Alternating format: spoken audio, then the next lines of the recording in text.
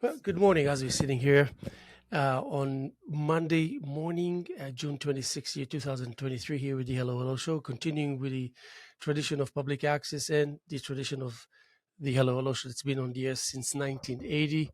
Of course, not to fail to mention the contribution by Fraser Dougherty, Francis Ann, and a huge group of followers like yourselves out there that make it your business to enhance and fortify the concept of public access. With us this morning, Barbara Maslen. Thank you so much for being. I'll even shake your hand. Yes, all For right. being present and available. Barbara is going to take part in the group art show that we have here every month, showing her sketches and her art. And so I caught her on her way out, and she's here with us. So, Barbara, thank you very much. I appreciate that. My pleasure. So obviously, I as artists we feel each other instantly, almost like there's an understanding of what the other is going through, so to speak. The journey, the struggle. Yeah, or otherwise, you know. Mhm. But yeah, I'd like you to give us a little description of who Barbara Maslin is. Well, starting where? You want to ask me something specific? Well, just in your artistic journey, for example. Ah, started as a little child. I went to the Rhode Island School of Design, and both my parents also did. I was born into a family of artists. My father and mother both went to Rhode Island School of Design in the 50s. He majored in advertising and she was a landscape architect. So I was just always encouraged as a child to draw and paint. And I guess had some inherent talent. Um, and then music was a big part of our lives. Yeah, because the subject matter that you chose is really there's something very clean cut and naive about it, but it picks up meaning as, like, for example, with Michael Clark, he just went through it and for like 10, 15 minutes pointed things out and characters and so the relationship to music that comes from where exactly? I would say my parents, my father's, so in the 50s. I mean, jazz music playing in the living room on the hi-fi. You know, remember when stereos were the size of small couches? Yes, I Yeah. still have some of them. Oh, really? It was just like lullaby music. You know, Dave Brubeck and Lionel Hampton. My father took me to see Lionel Hampton when I was 12 years old I love that. in Bridgeport, Connecticut. Barnum Bailey was from Bridgeport, and they had Yeah. the big circus in town. And he said Lionel Hampton's playing in town, but it was a really rough part of Bridgeport. Yeah, yeah. And he said, if I take this little 12-year-old girl with me, no one's going to mug me. So, and he taught me then there was hardly anyone showed up. And he said, this is a true professional. He played like it was a whole full house. Yes, I grew up in Jerusalem, and in Jerusalem in the early 70s, all the way Uh-huh. through early 80s, they tested all America and Europe, tested their new material by going, international tours. Sometimes they Mm. would even release an album first outside of the United States, and then they would release it inside the United States. But we got to see incredible performances all the way from the Bush Rock to Return to Forever to Weather Report to Steely Dan to Mm-hmm. everyone. It was like unbelievable, almost too good to be true. I grew around people that were like obsessed, to say the least. Uh-huh. Especially because we joined the army at age 18 and then 20 for 3 years. You're not the musician that you aspire to be or were, so it's like things are on somewhat of a hold. Right. So then when they reintroduce themselves to the process, then it's with vigor because they have so much to catch up with. You mean for yourself, like when you were a musician, you were Yes, before you had to go into the service. Right. yes. Hmm. But also for me, I was lucky because I realized, as much as I have aspirations, I have also the knowledge that maybe I'm not cut out for that, and then I need to be realistic and therefore find who I really am, Hmm. because I'm not going to abandon music just because I cannot be like top notch. Right. I can still enjoy it and contribute. So, I took that.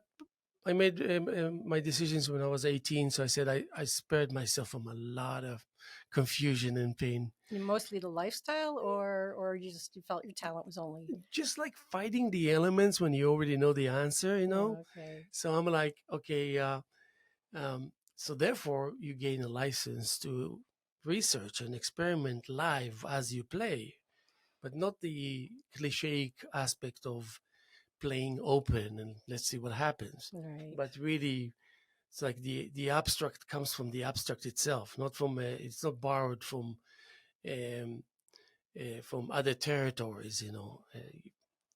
Hmm. It's from within the concept itself. So that's why when you say abstract expressionism, so many people create abstract expressionism, but they bring it from sources that are outside of the matter itself.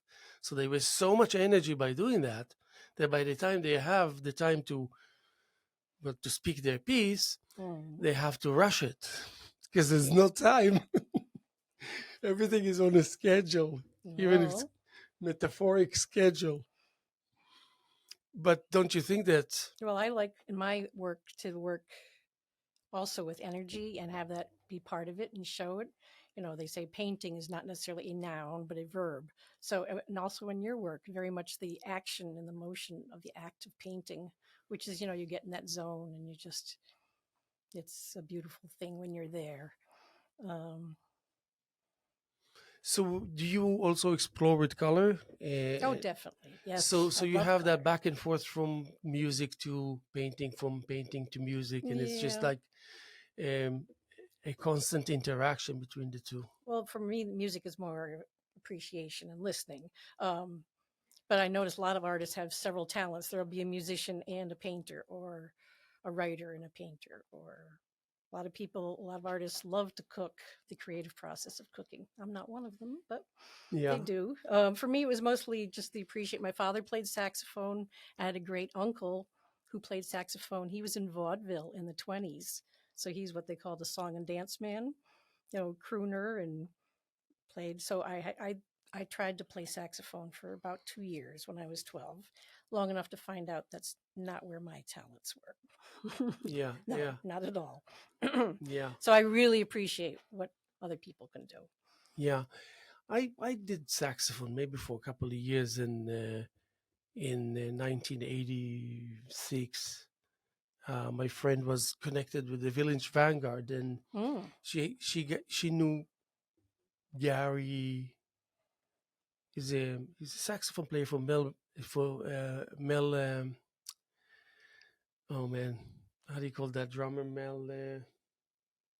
Anyway, one of those big bands Hmm. of the Oh, 80s. Mel Lewis. Mel Lewis, yes, Yes. exactly. Oh, Okay. I learned so much from him. Oh my god! Oh, okay. But yeah, he really, not personally, but I picked up on it when he, with his height, the way he used his height, Mm-hmm. and I knew that he's actually having his heel on the floor when he's doing it more, in difference to all of the other drummers that are kind of having a floating foot on it. Mm-hmm. And he came from the hill, and I was wondering how come such a great drummer work from the hill. It's kind of limiting, Hmm. technically speaking. But then I try to do it, and I realize what it gives you that you don't realize unless you really do it. A kind of an ability to look at it from a new angle because of your Hmm. your Hyatt scenario. So I learned that from anyway. So his sax player was her friend, and he took me to a Samash in that vicinity in Mm-hmm. to buy the saxophone that I still own today. Oh, yeah. Okay. So Yeah. so it was a venture and all that. But so can you share with me the nature of that relationship, therefore, between music and painting, and also when color is being presented into the equation? Well, it's funny because most of my work is very much about color. Just this was a separate piece of work um, that inspired by the jam session in Sag Harbor at the Masonic Temple on Tuesday nights, and which it started at Bayburger years ago. Um, just fascinated by the camaraderie, the mix of instruments and the players, the ages, the races, the various body types, and hardly any rehearsal, and they all just come in and they play together, and just so trying to capture that kind of camaraderie and community chaos a little bit, and also the equipment that goes into it. I'm short, so I sit in the front row. I take my pictures, but Uh-huh. also it's part of the the working. It's almost like an incubator that they've got going there that people can try out new works. And so you have all the microphones and the wires and the music stands, and the lights aren't quite working, and they pull it all together somehow. It's amazing. I think people don't really realize how much great talent we have out here. We're so close to New York, and Yeah. that we're very lucky. Yeah. Also, I think the first year, 40 years ago when I first arrived here, I really wanted to verify that which I experienced until then, by having all this wonderful talent coming from America to Mm-hmm. perform in the Middle East and Europe. So, when I saw Richard T with Kenwood Denard, and I don't even know who was the bass player, coming to Israel in the form of bush rock. I mean, this is legendary beyond legendary. Hmm. You're talking about, I'm sorry, singer, a pianist, and a drummer that plays the piano with the drums also. That's Kenwood Denard. Hmm. It was something that I still don't recover from. Until today, I have recollections. Hmm. And to know Dennis Chambers when we came with the um, uh, Schofield, Hmm. John Schofield. It was mind blowing to see them right Hmm. there in front of you, and we were like 17, 16 in Jerusalem. Right. So when I came here, I really wanted to see, and so it was great that I was going to clubs to see people that I know already, Yeah. Yeah. but can't believe that I'm actually seeing them in their own neighborhood. What year did you come here? Was it 83. 83 was great. Yeah, I it's was in New super York in great. the 80s, and New York was just Still, wonderful. Sweet Basil was at its height with the that Monday night orchestras with Gil Evans. Mm-hmm. That was awesome. Yeah. Came with the not played with Gil Evans and the Israeli bass player Yossi Fine Mm-hmm. was with them, Hmm. and Fat Tuesdays and Lone Star and Yeah. oh my god, All the clubs. yes, a lot of clubs. So Uh, it was, and still today, that is actually, I believe, the thing that really gives the most character to this area of the United States and to this area of the world. It's is consistent. The talent is always ah, up there. The development, the breakthroughs, they're constant. you They're mean not huge, but they're constant. you mean New York as Yes, yes, yes, yes. cultural hub Yeah, we can of go to. music, dance, everything, Absolutely. acting. You and I can go to New York any second and we will have more than what we need, even if we were to be. It's just, that should not be taken for granted, but that's a big thing, a big deal. And we're lucky that we can bring some of it out here. I try to think of the Hamptons as a little satellite or another borough. Yeah, yeah, I mean, you run into everybody you knew in New York, but we can get that talent out here and so much more accessible and easy and affordable. I yeah, love that I'm exhibiting at the community yeah, television. You know, yeah. And I think this has a positive significance, having the prints here and the sketches here. And I like that together they pick up a meaning that is greater than the.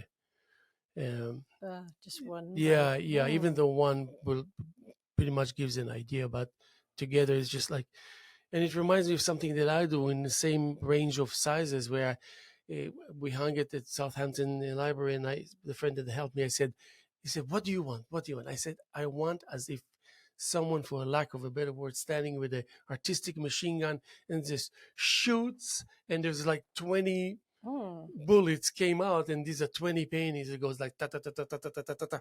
Yeah, it's a real body of work, Yeah, and it's yeah, something we usually won't do, but sometimes you want to say, I just want them to see them one next to the other in a disturbing fashion. I don't know about disturbing No, for me, but disturbing, for you, yeah. creatively speaking. Or for me, I had so much fun doing one. I was like, let me do another one, and let me do Yes, another yeah, one to try to get it from my photographs, and then have it fit with all the fingers and instruments and all the yeah. details. I Yeah. think we need to trick ourselves in order to advance. sometimes To now trick and then. ourselves. Yeah, Yeah. meaning because Challenge. it's Yeah. almost as if you're facing someone who's not in the mood to do something that you want him or her to do, and you think it's important to be done now. Ah, So I mean, just sticking with something. yes, Yeah, but yeah, this and series, I mean, I had so much fun. I just kept doing one after another, and is creating little, characters. and the beauty is that you could decide whatever you want to decide. You can take these 12 and travel into another 12, and Mm-hmm. and see all the evolutionary process that has nothing to do at the end of the road with jazz or music, Mm-hmm. but it will be the inseparable extension of it. Uh, and that's because you can do it. No, that's because you can decide that you can do it, and therefore you're going to do something about it, and it's history from that moment. That's the good thing about being an artist, right? Correct. Is you can do whatever you want. There's no right and wrong. Artistic liberty. Yeah, that the ultimate freedom. Mm. There's nothing that can slow us down or stop us Mm. unless something evil is taking place that's outside of our. Of which there is so much, but we'll Yeah, ignore but I that. mean, no, I Embrace mean, the beauty of making art. So. yes, yeah. But also, it's almost like an introduction of outer worlds in ways that we can relate to. And, it reminds me actually the story about um, uh, Sarah, the mother of the Mm. Jewish mother, Sarah, Abraham's wife, was so beautiful that there's a description of what her beauty did as she was wherever she was to the environment. That's how beautiful she was. Ah. But she she died when the angel of death encountered her as a human being while she was looking for her son Isaac, because Abraham, her husband, took Isaac to be sacrificed. It's a classic story, Okay. correct? Mm-hmm. And the story was that you couldn't just come and take Isaac. His mother Sarah would not just let you take Isaac, but he did, and it was too late, and she was upset, and she decided to go and look for Abraham herself. So halfway through the journey, the angel of death approaches her in the shape of a human being, and he breaks the news to her that Isaac died. It's too late. So she dropped dead from a heart attack on the spot. So it's amazing how the uh, impact of fragments of outer worlds, that are making themselves very casually presented here. Mm-hmm. I don't think that's out of the question.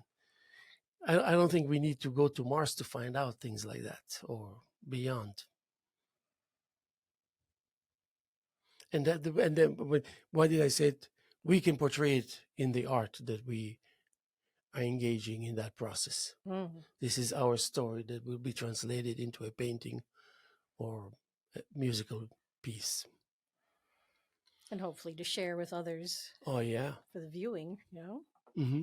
You do it for others to see and absorb and react, connect. Yeah, connect. Yeah, and so, and grow yourself also. Yeah, you don't just make a painting and turn it to the wall and don't let anyone see it. Yeah. Also, creating depends on your personal growth. Also, Mm-hmm. it's almost like an indirect condition for that to take place. Yeah, always change, and you feel the need you have to do it, right? Yeah. At the end of the day, someone needs to do something about something in order for art to spring to life and to begin with. Mm. And the beauty is that it doesn't matter how much you will do, as long as you do something. If you do something, the small, most minute, Mm. but it will be so. It can be easily considered as okay. That's all I have to say forever and ever, Right. How kind about of thing. for you? Do you feel your own reaction to a piece is more important or as important as someone else's reaction to You a mean piece? your own piece? Yeah, that you are really happy with this piece or is outside not approval but appreciation, or does that matter as much or more? I think that we must find ourselves in the process of examining. It's almost like a good chef is chef that tastes the food before it goes Right. out. You got to say, I like this. Yeah. This feels really good to me. And if somebody else likes it, fine. And if I can understand the resentment of Mhm. chefs that don't say that they don't really need to taste their food, because that's like admitting something that is not. We know what we're sending. That's why we're called masters or 3 Michelin stars or something. Mm. It's so there is logic to it, but the thing is that still Murphy's law always comes to the equation. Anything that can go wrong will go wrong. It's not like the probability is not there for no reason. Right. The probability is there to be actualized at You some have to point. embrace the mistakes and go with them, right? As Like the a what? good chef, Yes. suddenly too much whatever in there, go with it. That same thing Otherwise, with. you cannot claim this statement.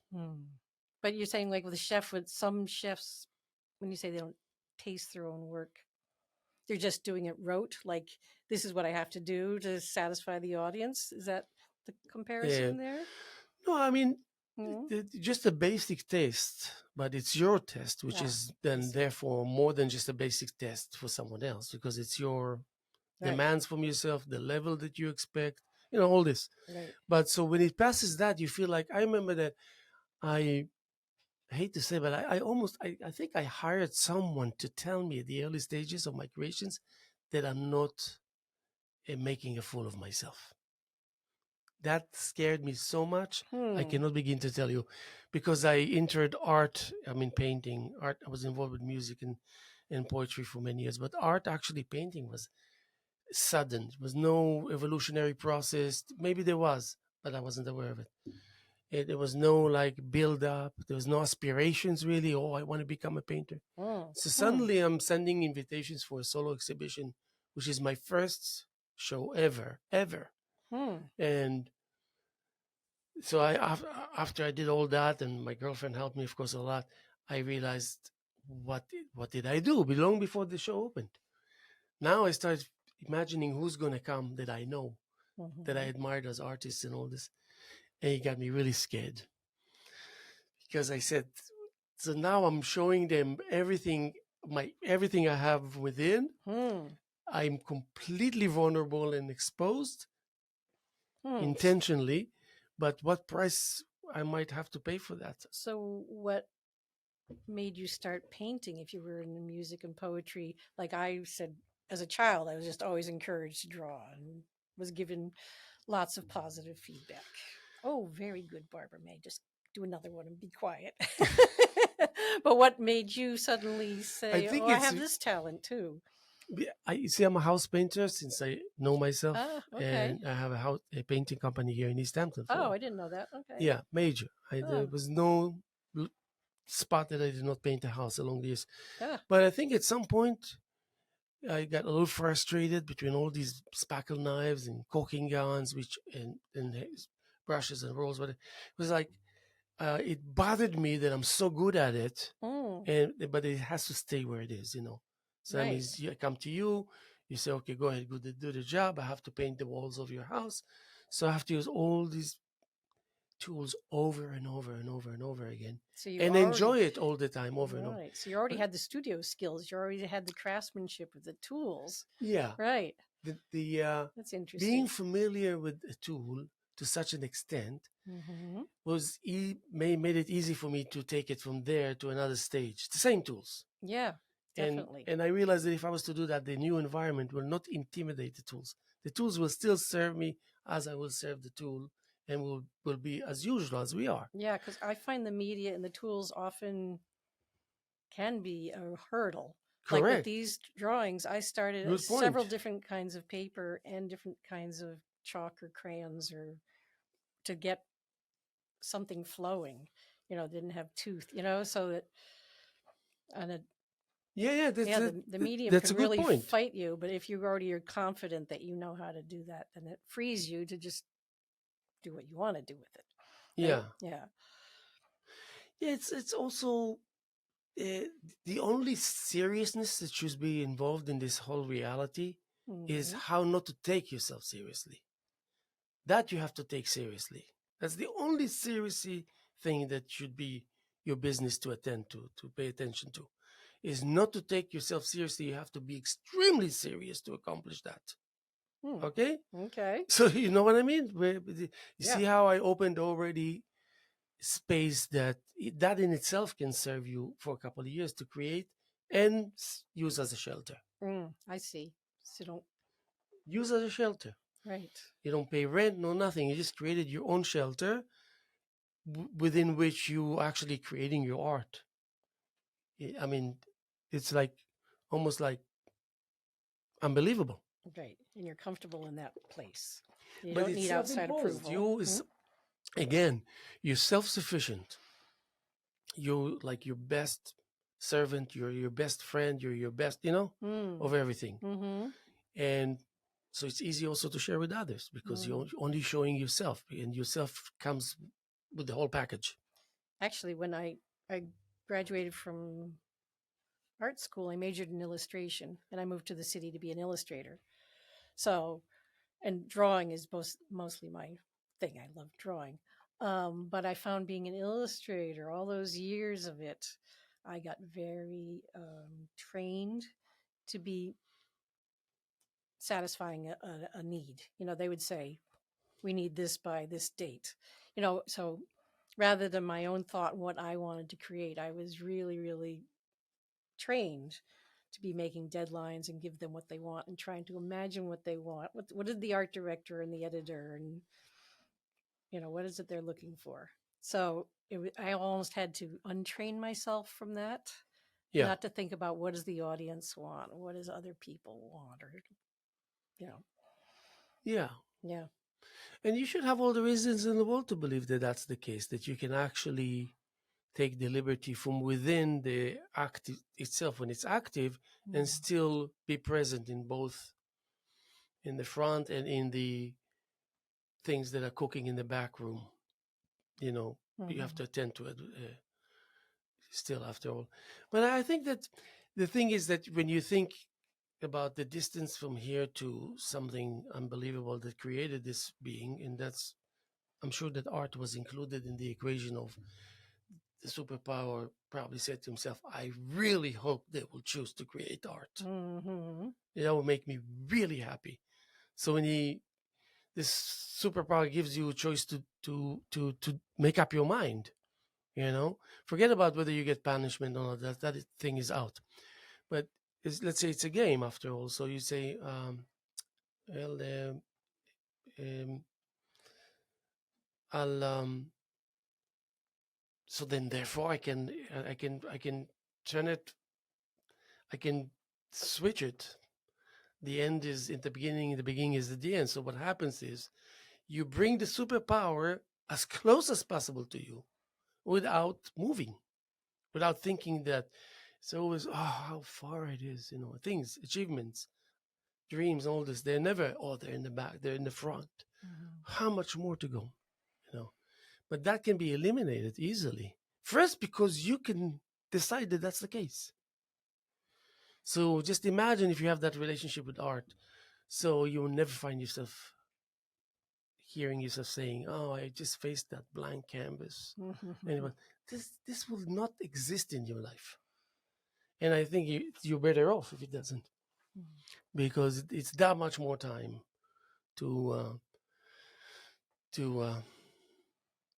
actually create to complete the story that what everything relies on, that the story that's constantly forming itself.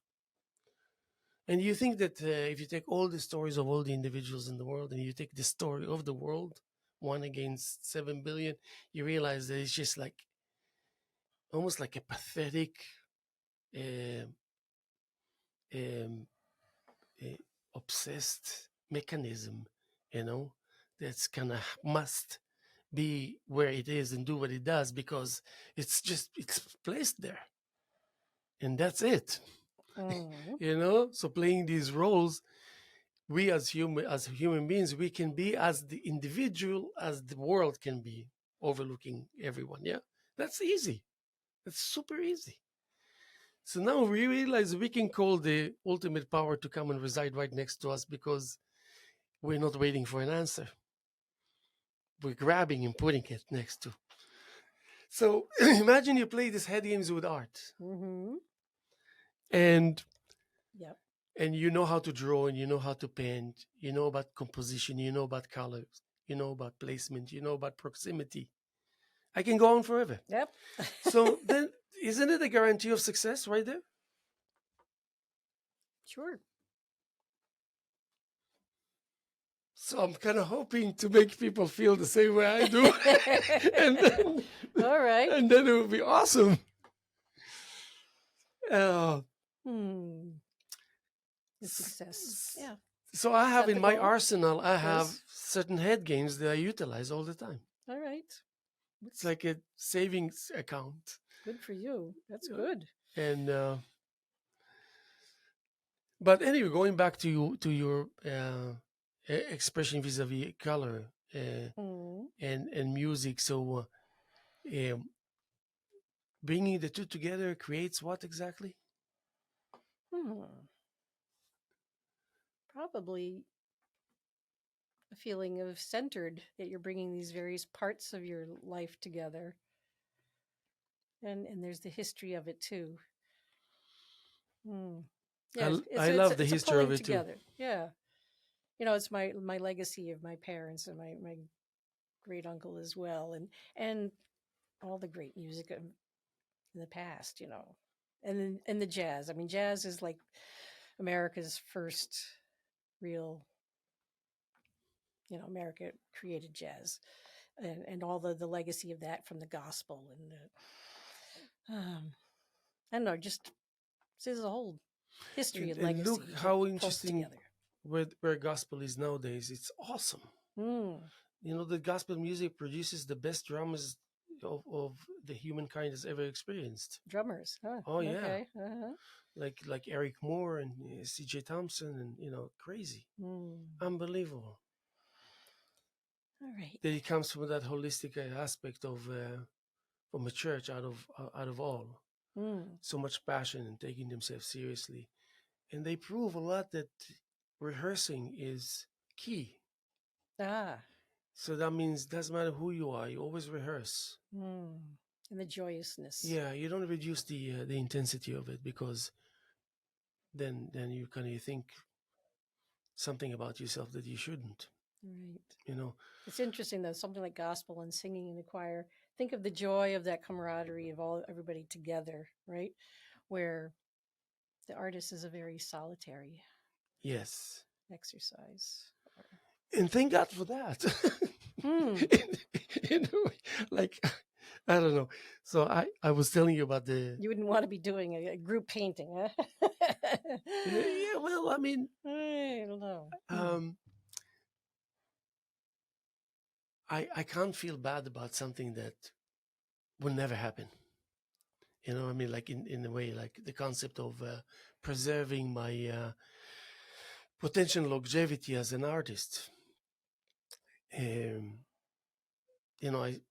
started when I was 38. I wasn't young, And so, and in addition to that, I had some new mental issues due to my fear of this whole engagement and introduction to a community that, out of all the communities in the United States, everyone and his uncle is an artist, and good artists. I know. Good. When I meet people and they say, "Oh," I said, "I'm an artist," they go, "Oh yeah." Huh. I said, "No, really, I have been doing this my whole life." I love but they're usually like, another one. But but I got to know people intimately long before I was a painter. You have to understand, I used to go to all the openings. Yeah. I enjoyed that. It was like just because most of them were poets also. Alan Plants was my mentor for years. I don't know if you remember Alan Plants. No. The incredible artist. He passed away, but I have like a heritage with a guy like this. And Steve Sedering was my teacher in the 80s. Yeah. Steve Sedering was very well known, very spatial, very multi-dimensional. I like the bringing of it together. Like you're going to do poetry at your opening. Oh yeah. And here they have the music with the art at the same time. Absolutely. It's a no-brainer. Trying to bring that together more. Mm-hmm. Yeah. So, but you know, like when again going back to those, so quickly enough, I knew that I cannot survive this turmoil. Like before, it will end before it will even begin. Which turmoil? Meaning, my beginning of my journey as Oh, a oh, painter. oh, oh. So When I you just were adapted. I looked. unsure. I knew that it's just an emergency. I need to come up with a solution to put an end to this. Mm. So I don't have to feel like I'm the best, but I just want to feel like straightforward, numb, or something that I can continue technically. So I realized that everyone that came to my show, my first show, didn't talk to me about the art. They didn't come and say, "What a great painting," or Mm-hmm. this or that. They would say, "What the F is going on here?" Everyone, Oh, really? No wonder you everyone, were a little everyone, dubious like, about it. not then one exception. Hmm. People can be critical or not, but everyone says, "We don't understand what's going on here." Ah, okay. So What are you doing I here? went back to Okay. the studio and I said, okay, what I learned is that the power that was presented there technically, not artistically, was something that impressed them and made them abandon the art because they cannot give an answer to this. Hmm. So they don't want to go there and start telling, oh, this or that, whatever. They're not even there yet. So I took that show and I doubled it by energy. Like it created a new show, double the energy. Mm-hmm. So now quantity was quality. Right. I'm serious about this, you people. Right? So Hmm. so then I invite people again the following season Hmm. and they come and they say, "What the f is going on here?" Really? Okay. Like beyond, like, okay, no way. They're like this discussions are taking place, but you're doing this, you're doing that, and all this. And then they were a little more critical here and there. I went to my studio, I have my notes, and I said what they said about this and about that and about. I'm implementing everything, no exception. I implement every suggestion because they all made sense. Okay. Hmm. So the third show I did here in 1998 at Studio 3 of LTV, and I took the first show and the second show, and I created two new shows, and I brought them together, and I called it Two Worlds, and I showed it here. This is my third year as an artist. People still did not make up their mind whether they even like my art, but they were taken by the, okay, this feels different. Why? Because there's just someone there adamantly deciding that he needs to do this and that, and he does this and that. Mm-hmm. There's no, we're not there yet saying good or bad. Later on, of course, things came. But 2, 3, 4 years, I broke into a situation where people kind of started looking at me. Okay, he's an interesting dude. You know, he's cool. Yeah, he means Yeah, this. he means this. He's not just doing Yeah, this as a little whim, like, let me try this. good. And, So yeah. now it was going back to square one, going back to basics, and Mhm. they're establishing, okay, so now no favors. Mother Nature don't give you any more favors. Oh, I'm going to do this trick, that trick, so everyone is going to feel this way or that way. Now it's all about art, meaning, process. You know that everything that you feel will show in the painting, so you got to be very careful. It's not. Mhm. It will Careful about show. what you're showing. Yeah. No, I mean I want it, so when you're aware of it, then it's you identify it as a source of wealth, artistic wealth. You also good to know, so you know what you can do also Mhm. because you have extra tools, extra ways to look at it. So it was 100% art. So until nowadays, it did not change. I'm in the studio, and I'm like razor sharp focus, and I'm like it's all a mess and everything, but I'm Isn't that wonderful when you yes. when you know what you're doing rather than, I mean, the process of trying and it's wonderful too. But when you finally say, "Aha, I'm onto something here," that's really like, Yeah. Did you experience moments like this? oh, definitely, yeah. You start something Can and it's like, oh, that's not really going where I thought. That I don't like that. I don't want anyone to see that. You know. let me try that again, rip it up and, um, or paint it over or Yeah. throw it out or, yeah. For a while there, I had my studio, which is in the little building, it was the garage behind my house. And for a while there, I rented it out to a friend who was a hairdresser, the back part of it, that she could have her hair salon there in the back, like 2 days a week. And that was really tough because people coming in through my studio to get to the little hair salon in the back, they could see all my mistakes. They could see all the stuff I'd been working on that wasn't at a point where I wanted anyone to see it. So I kind of either had to lay it out there or hide it for a couple days a week. That was interesting. Like, oh, how much of this you realize it's not ready for prime time. So that was learning to have people in and out when you're just not ready, still in the process, right? Yeah. But also, it's nice to have it in the back of your mind that you cannot fail. That's and true. then again, you go back to square one. Why? Because you can make that decision. And to follow your decision, you cannot fail. There's no such thing. Right. I mean, I can relate to more beautiful and less beautiful. Something like that, Always beautiful, yet, the more and the less is because so many characters are involved out there in the Right. human beings, and everyone is different. And therefore we should expect different in everything throughout. But but again, it's very tricky because if you want to share things with people, and you have to be careful not to start preach. Is, you know what I mean? It's quickly enough can go into this, like, passion can be interpreted as preaching.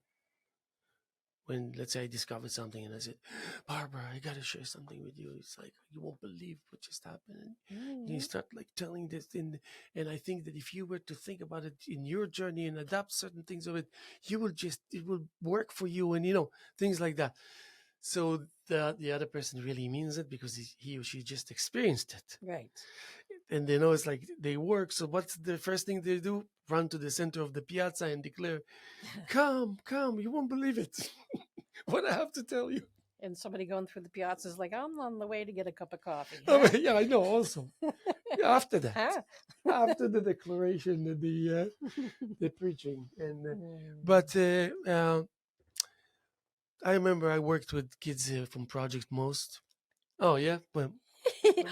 I did some work with Project Most. Oh, you did? Uh-huh. Okay, well, we're almost done here. So, okay, all right. oh yeah, we're almost done. Like 5 minutes. You have it. I have okay. Yeah. With Tim Bryden. You remember Tim?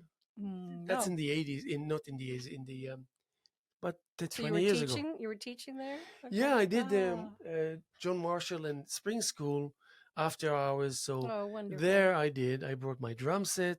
I bought the canvas and paint. Oh. I brought a video camera, and then we had the blackboard for poetry. And a session between all of them allowed them to play 3 times each in a progressive fashion on their drum set. And by the way, there's the video camera is running all the time, switch between one another. People are just holding it. So throughout, everything is documented in the way that it was. So you're one man multimedia show. Okay. It was amazing. Poetry, percussion, painting. Yeah. But with them I remember I used to have this exercise, like put all the color tubes on the floor and say we're going to use only blue. Okay. So then we start kind of separating all the blue. I mean, I do that. And then I said, wait, no. And then start taking the black and the red and the this and putting it back and then putting the blue and putting this and that. And then kind of trying to get their opinion of what they think they're experiencing. And they all said, well, obviously there's someone having a hard time making up his mind, more or less. And I said, that's wonderful. And so what does it take to be in this situation? How is it possible that you can find yourself in a situation like this? And so I try to explain to them that in order to be in this situation, you have to be making decisions constantly, one after the other, because you're changing your mind all the time. Changing your mind is forming another aspect of a decision, which is different. On the surface, it was very real and very. But anyway, But that is the creative process. Is yes. You're constantly thinking and changing and Yes, reevaluating. and keeping a straight face through the process. Yeah. Not necessarily. Maybe yelling and screaming and For the sake of the success of your endeavor. yeah. It's But like, during the process, all kinds of yes. faces get made. Oh, Yeah, it's it's not- like, you want people to be able to read in your face what you want them to read Mm. sometimes, because this way it's a good chance they leave you alone when you need it most. Okay.